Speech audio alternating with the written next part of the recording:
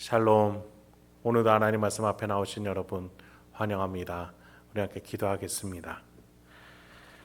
하나님, 오늘도 우리의 영혼을 불쌍히 여겨주시고 소망과 능력을 허락하여 주옵소서. 하나님이 말씀하시면 우리의 영혼이 듣사오니 주여 이 시간에 깨달아지는 은혜로 말씀하여 주시옵소서. 오늘 하루도 명예롭게 살기 위해서 이 세상의 것에 휘둘리지 않기 위해서 주님의 말씀이 필요하니 이 시간에 허락하여 주옵소서. 예수님의 이름으로 기도했습니다. 아멘. 오늘 함께 살펴볼 말씀 이사야서 41장 8절에서 21절, 이사야서 41장 8절에서 21절까지 함께 살펴보도록 하겠습니다. 동방에서부터 심판자가 올 것이다 라고 예언을 하셨던 이사야 선지자에게 예언을 허락하셨던 하나님이셨어요. 그런데 오늘 본문에서 우리 하나님은 그 심판과 동시에 위로도 함께 주십니다. 여러분, 이 하나님의 속성에 대해서 잘 아셔야 합니다. 무작정 눈 감아놓고 막연히 신앙생활해서는 안 됩니다. 우리 하나님이 어떤 분인지 성경에서 아셔야 해요. 하나님의 심판은 우리를 돌이키기 위한 사랑이지 결코 우리를 망하게 하기 위함이 아닙니다. 우리의 심령의 변화를 위해 하나님은 당신 스스로를 계시하시고 은혜를 베푸시며 선지자들을 보내시고 그래도 듣지 않을 때에 매를 드시는 거예요. 그럼에도 매를 들면서도 하나님을 설명하시는 거예요. 이 매가 끝난 후에는 어떻게 회복할지를 말이죠. 여러분, 부모님이 자식에게 매를 들었을 때에 우리는 마음 먹어야 해요. 부모님께 매를 잘 맞고 다시 부모님 품에 잘 안기기로 말이죠. 부모님의 매는 단순한 분노가 아니라 사랑하기 때문에 드는 매이기 때문이죠. 그런 마음으로 본문 한번 살펴보죠. 11절부터 13절입니다. 보라, 내게 노하던 자들이 수치와 욕을 당할 것이요 너와 다투는 자들이 아무것도 아닌 것 같이 될 것이며 멸망할 것이니라. 네가 찾아도 너와 싸우던 자들을 만나지 못할 것이요 너를 치는 자들은 아무것도 아닌 것 같고 험한 것 같이 되리니 이는 나 여호와 너의 하나님이 내 오른손을 붙들고 너에게 이르기를 두려워하지 말라 내가 너를 도우리라 할 것임이니라. 회개하지 않았던 이스라엘에게 매가 작정이 되었죠. 이스라엘에게 바벨론이 침공해서 그들을 짓밟을 거예요. 그런데 그 이후에 어떻게 회복이 됩니까? 이스라엘에게 분노했던, 수치와 욕을 주었던, 다투고 싸웠던 바벨론, 그 매가 오히려 사라질 것이다 라고 말씀을 하세요.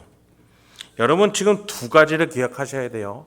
이사야 선지자 때에 두 가지가 작정이 되었어요. 하나님 매를 드시기로 했다. 그런데 그 매는 그 이후에 온데간데 없이 사라질 것이다 라고 말이죠. 여러분, 이 매가 매를 들기로 작정하신 결정적인 계기가 뭐였어요? 히스기야가 병문안을 왔던 바벨론 사신들에게 무기고를 보여주면서 동맹을 맺을 만한, 견줄 만한 유대 민족이다. 그것을 자랑하기 위해서 히스기야가 그렇게 무기고를 보여줬을 때 아닙니까? 그 하나님을 붙잡으면서 병을 낳고 하나님을 붙잡으면서 산헤립을 아수르를 무찔렀던 그때를 기억하지 못하고 바벨론과 무기로서 동맹을 맺으려고 했던 그의 불신앙에 대해서 하나님은 이사야 선지자를 통해서 비판하시며 바벨론을 이 유대 민족의 심판의 몽둥이로 들기로 작정하셨던 것이죠. 그런데 동시에 하나님은 이 바벨론이라는 매를 맞으면서도 그 끝이 있을 것임을 기억하라는 의미에서 오늘 본문을 주시는 거예요. 나 여호와 너의 하나님이 내 오른손을 붙들고 너에게 이르기를 두려워하지 말라 내가 너를 도우리라 할 것입니다. 이렇게 붙잡으면서 노하던 또 다투던 자들이 욕을 당하고 오히려 아무것도 아닌 것 같이 될 것이다 라고 말씀하셨던 거예요. 어떠세요? 하나님은 동일하게 심판과 회복을 계속해서 같이 말씀해 주고 계세요. 8절부터 10절 한번 보죠.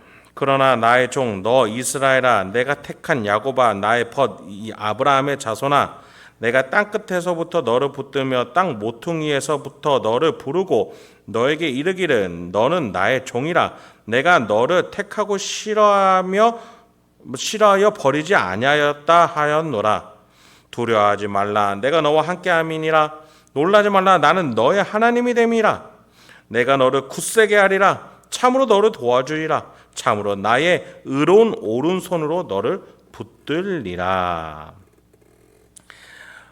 여러분, 지금 하나님께서 왜 이렇게 매를 드시고 또 위로하셨다가 혼내시다가 또 안아주셨다 이것을 반복하시는 거예요. 8절에 보니까 종이라고 부르시기도 하고 벗이라 친구라 부르시기도 해요. 여러분 여기에서 종은 여러분이 영화나 이제 외화 시리즈에서 보시던 노예를 말하는 게 아니에요. 굳이 따지자면 집사 정도 되는 종의 위치를 말해요. 어때요? 주인이 그 집사의 생활과 권한, 가족까지 다 책임져주는 주인과 종의 관계예요. 생활의 동반자 성격의 종인 것이죠.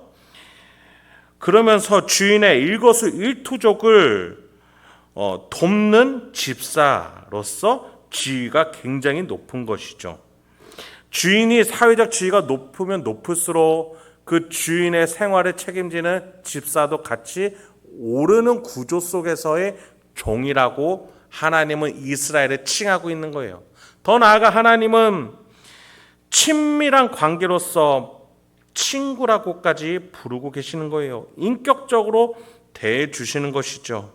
그런데 이 관계를 누가 먼저 시작했다는 거예요. 9절에 보니 내가 땅끝에서부터 너를 붙들며 땅 모퉁이에서부터 너를 부르고 너에게 이르기를 너는 나의 종이라 내가 너를 택하고 싫어하여 버리지 아니하였다. 하나님이 시작하셨다라는 거예요. 하나님이 이 관계를 시작하셨던 만큼 내가 너를 책임지겠다. 너의 지위가 내려가면 내가 욕보이는 것이다.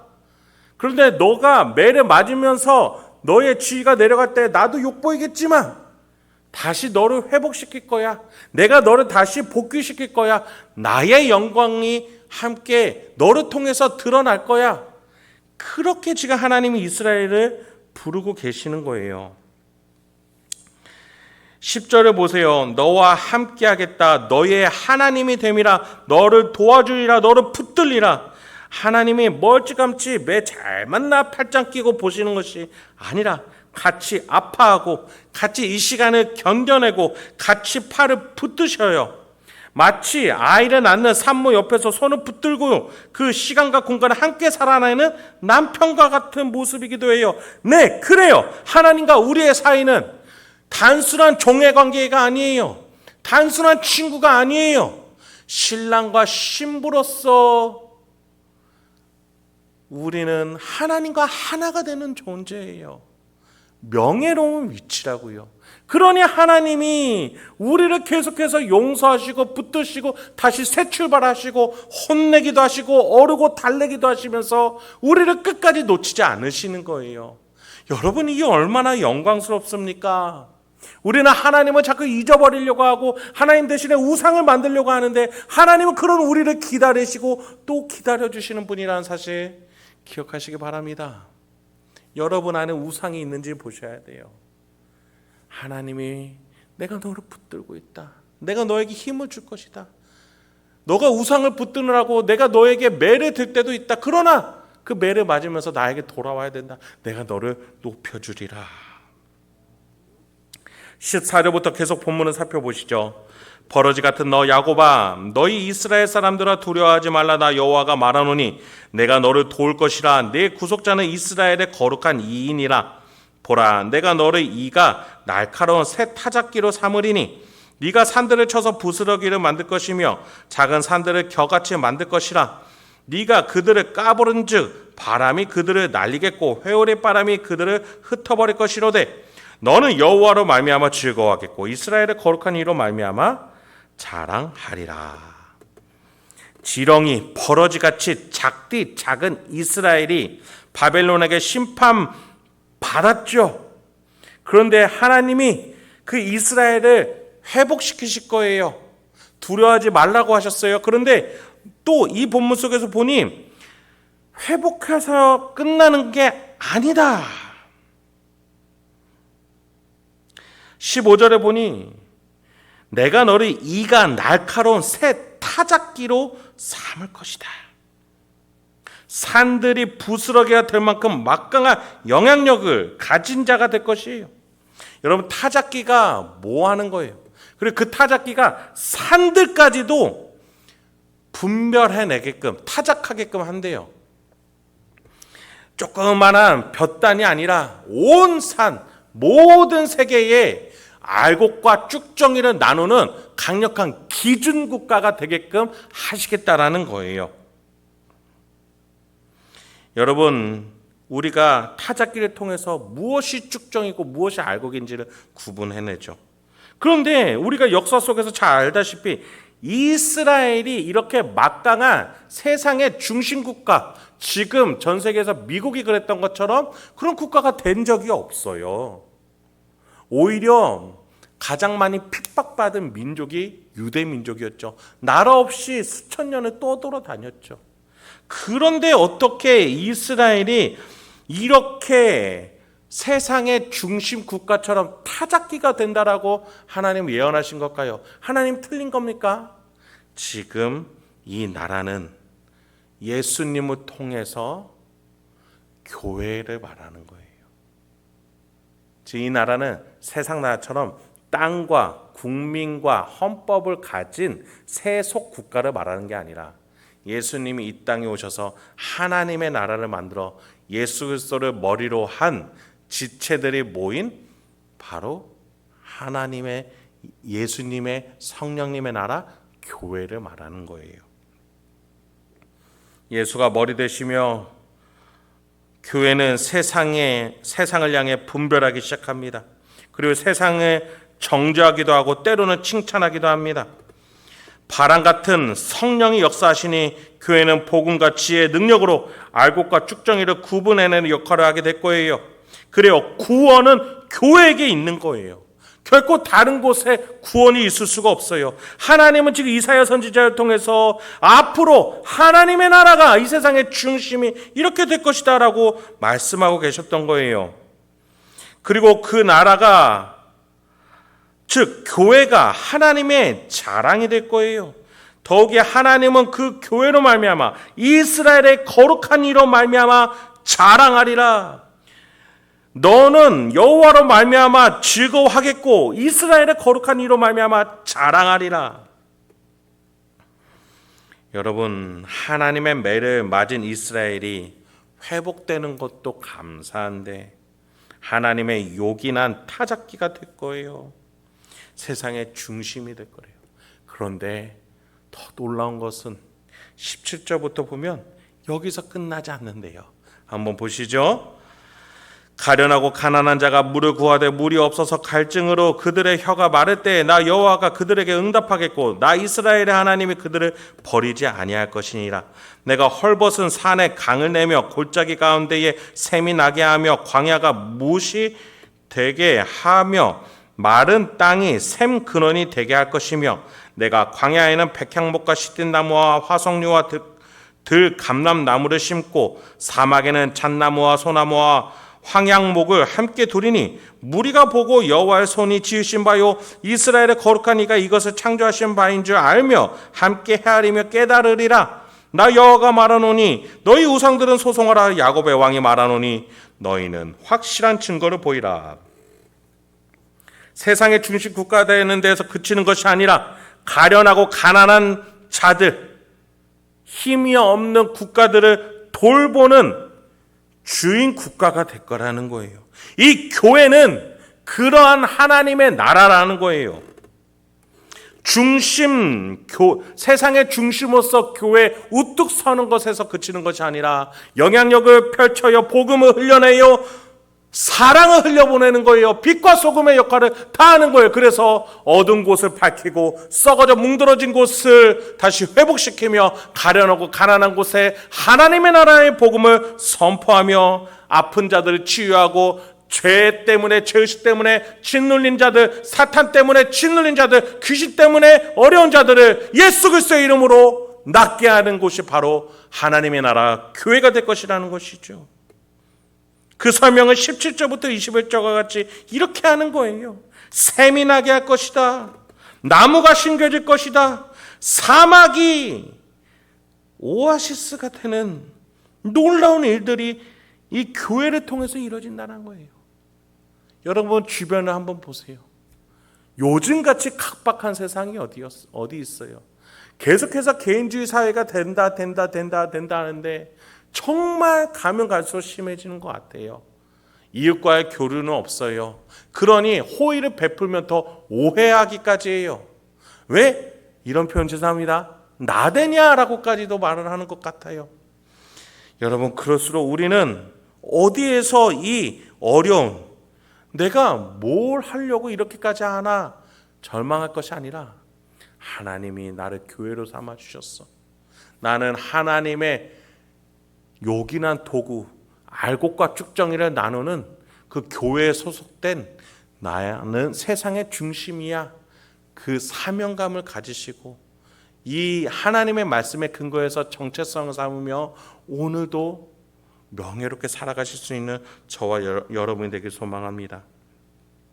그래요. 여러분 교회는요 결코 다른 정체성으로 옷을 입어서는 안 돼요.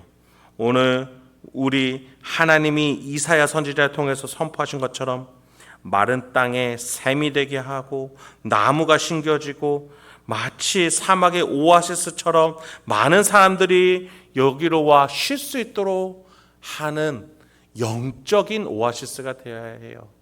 예수님이 말씀하셨죠. 수고하고 무거운 짐 진 자들아 다 내게로 오라. 내가 너를 쉬게 하리라. 저와 여러분이 그런 오아시스와 같은 존재. 그래서 이 세상에 수고하고 무거운 죄의 짐을 진 자들이 우리 공동체로 들어와 예수 그리스도를 만나고 그렇게 그 복음 안에서 영적인 쉼과 영원을 누릴 수 있는 그러한 저 여러분의 교회, 이 행복한 교회가 그런 모습이 되길 주님의 이름으로 축원드립니다.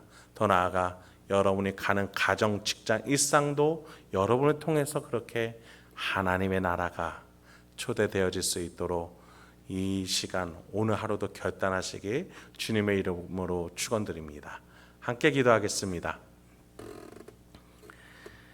하나님, 오늘도 우리에게 귀한 말씀 주시니 감사합니다. 이 말씀을 통해서 오늘도 다시 한번 결단하며 나아갑니다. 우리가 오늘도 어떠한 태도로 어떠한 방향으로 어떻게 살아갈지 이 말씀을 묵상하는 가운데 깨달아지게 하여 주시고 적용하고 실천할 수 있는 우리가 될 수 있도록 주여 인도하여 주시옵소서. 예수님의 이름으로 기도했습니다. 아멘.